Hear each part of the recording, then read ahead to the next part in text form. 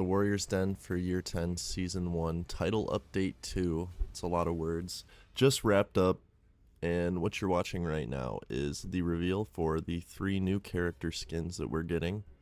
The 3 skins are for the Shinobi that you're looking at right now. We also have a Shigoki skin, also looking at right now, as well as a Berserker skin.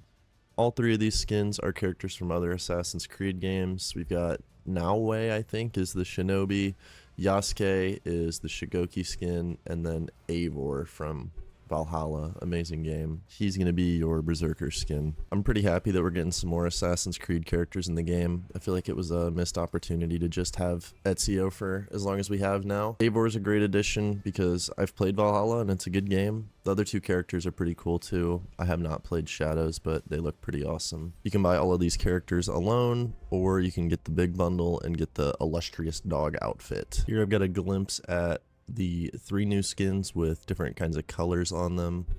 I personally think they all look really good. I think I like Naoe, the female Shinobi, the most out of all of them. Let me know which one you like the most, and if you think these skins look good with colors. I think they do, and I'm always happy to see good customization on some hero skins. Here's another look at that Illustrious Dog outfit that comes with the bundle. We'll have to wait and see how much it costs. I'll probably want all the skins anyways, so this is just a nice bonus. Here's a quick look at the roadmap. We've got the Shinobi Hero Trial coming up, as well as Highlander, Jianhu, and Warden Hero Fests. Next here, I have a look at the 3 new executions that we're getting. This first one here is not for Berserker, it's universal. Eivor's Ardor. Here you can see Lawbringer doing it.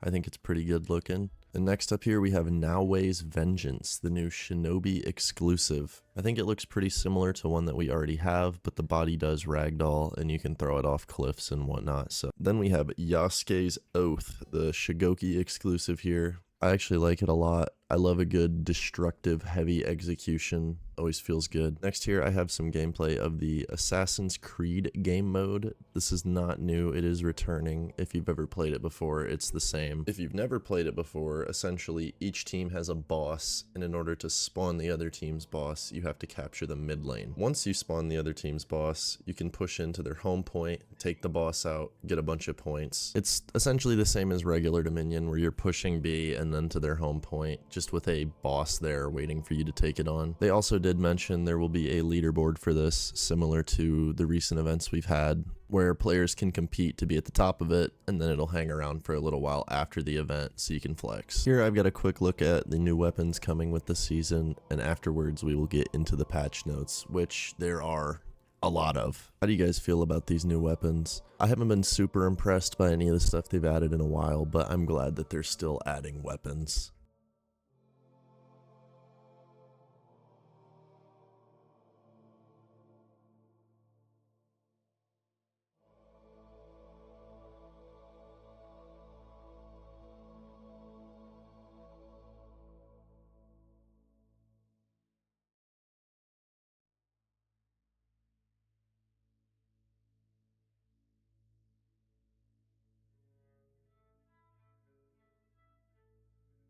Alright, getting into the patch notes here. To start off, we have an 8% speed buff to Conk, Kensei, Highlander, and Sohai. This is a nice quality of life change. If you play any of these characters, you will feel slightly less like your feet are made out of cement. My buddy Cameron, who's a Kensei main, is going to be really excited, and I never have to hear him complain about his character being the slowest in the game again. Next here, first of all, we have a Zerk health increase, which is interesting. Zerk is definitely not the strongest character in Dominion.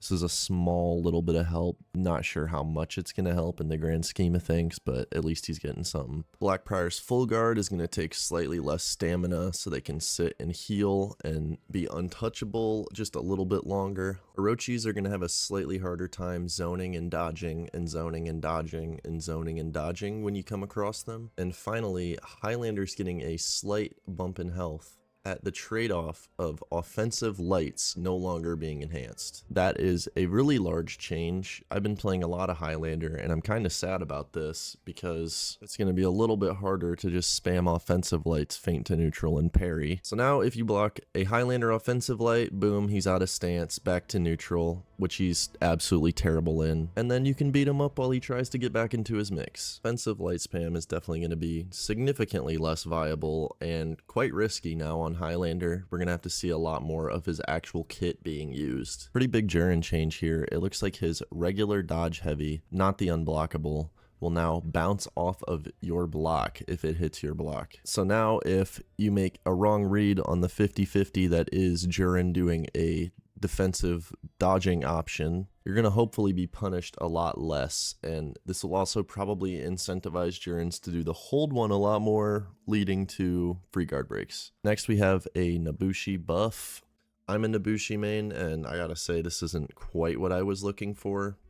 Nobushi's zone is pretty much only good for using it as an external and dodging out of it, or using it and then feigning into the blue-orange mix-up. The bleed stacking is a nice buff, but I'm still not quite sure who's going to be using the second hit of Nobushi zone. It's really not the best move, and there's pretty much never really a reason to use it over the other things you can feign it into. And it looks like Shigoki's super sprint is going to be down 10 stamina per second, which is an interesting change. I'm looking forward to seeing the biggest character in the game go mock Jesus a little bit more. Now we have some Shaolin nerfs. Yes! Couple of damage nerfs, nothing crazy. Key stance lights do less damage. The sweep follow-up does less damage. Whatever, I'll take it. Next we have some real interesting changes to Raider. The running grab is going to take a little bit less stamina. The running heavy is going to have hyper armor. But most interestingly, Raider is now taking a page out of Jormungandr's book, and he will now be able to chain all his finishers into his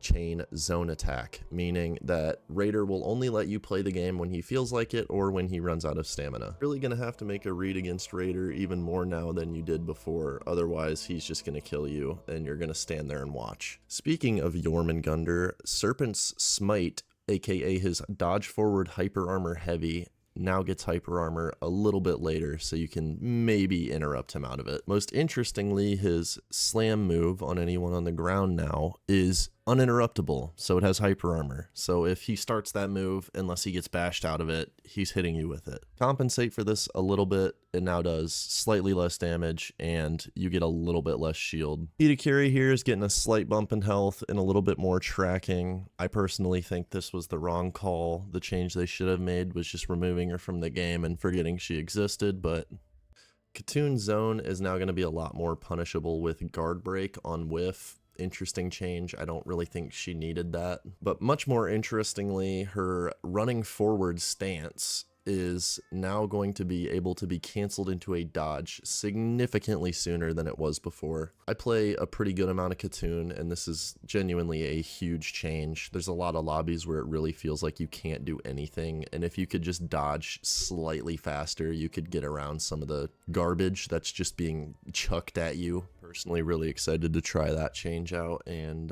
I think Khatoon's going to be a lot more fun. Sohai is going to get slightly later hyper armor on his zone and his heavy openers. Hopefully you will get traded a little bit less, and Sohai's will throw those moves out of neutral significantly less. Virtuosa is going to have a little bit less time to delay her side light, and her posture, just sitting in it, doing what Virtuosas do, are going to drain slightly less stamina per second. This is also the wrong change in my opinion. I personally think they should just give her a rocket launcher and just be done with it. Speaking of rocket launchers, Pirate is now going to do a little bit less damage on the guaranteed pistol shot and a little bit more damage on a pistol shot after Walk the Plank. By a little bit more, I mean 10 more. Walk the Plank is also going to have its damage halved, and if you didn't know, Walk the Plank is the Gladiator Impale type unblockable. This change is to incentivize doing the gunshot after Walk the Plank rather than letting them get kneed by Pirate into the wall for a wall splat for God knows how much damage. Tiandi is going to be a little bit less safe in Dominion. You're going to be able to guard break him out of his dodges and his dodge lights and all of that a little bit easier. And then Warmonger is getting her enhanced opener lights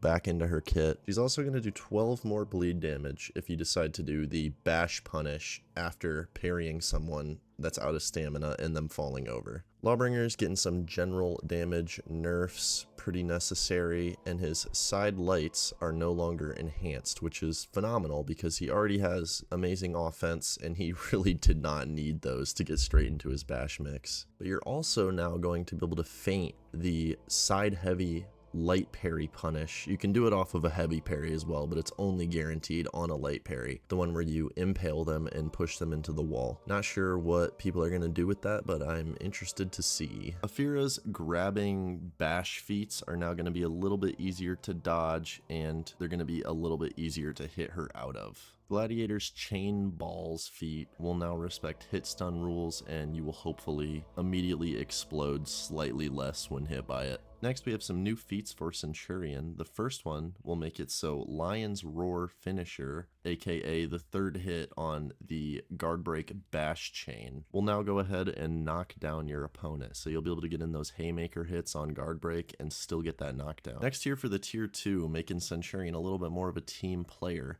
When you land a Eagle's Talon, aka the kind of pounce heavy you do after knocking someone over on the ground, you're going to go ahead and buff, I'm assuming, your nearby allies' movement speed and debuff the nearby enemies' damage. For the third feat, it's going to be very similar to Pugio.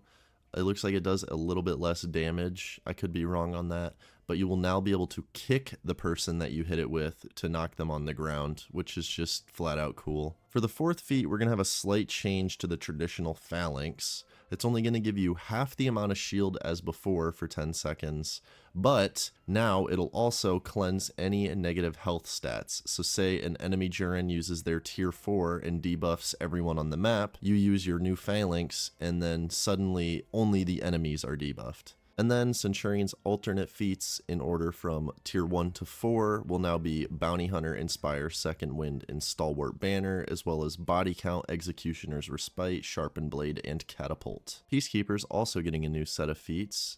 Her tier 1 will now be her crossbow that she had before, firing a shot, doing a little bit of damage, and then adding some bleed onto the enemy. Her second feat is going to give her a defense buff for 25% for 10 seconds anytime she hits a bleeding target. Your tier 3 is kind of the traditional bleed feat. Hitting targets just applies bleed with all your hits. However, whenever you hit a bleeding opponent while the feat is on cooldown, the cooldown is going to be reduced by 5 seconds. And then for her fourth feat, all nearby enemies are going to lose 30% of their defense, and it's going to continue going as long as you keep killing people. This is pretty cool. It's going to really help Peacekeeper clean up team fights, and I think it'll be pretty fun to use. Then Peacekeeper will also have access to Stealth and Bounty Hunter for her tier 1, Fiat Lu and Executioner's Respite for her tier 2, the Grenade and Punch Through for her tier 3, and Catapult and Last Laugh for her tier 4. Corruption's now going to do 2 less damage per tick, and Last Laugh is going to do 20 to 100 rather than 20 to 140, depending on where you're at in the explosion. And finally, Afira's tier 4 shield will no longer debuff teammates if it hits them. Pirate's Trick Shot, her tier 3, will no longer debuff teammates if it hits them. And the Centurion full charged heavy guaranteed level 1 bash light is gone. Hooray! If you found this video at all enjoyable, insightful, entertaining, awesome, the whole 9, feel free to leave a like and a subscribe down below. Hit that like button, smash that subscribe button, yeah, whatever, all the things. Leave a comment, send me your social do not actually do that, but thank you for watching. I hope you enjoyed. Have a nice night, and goodbye.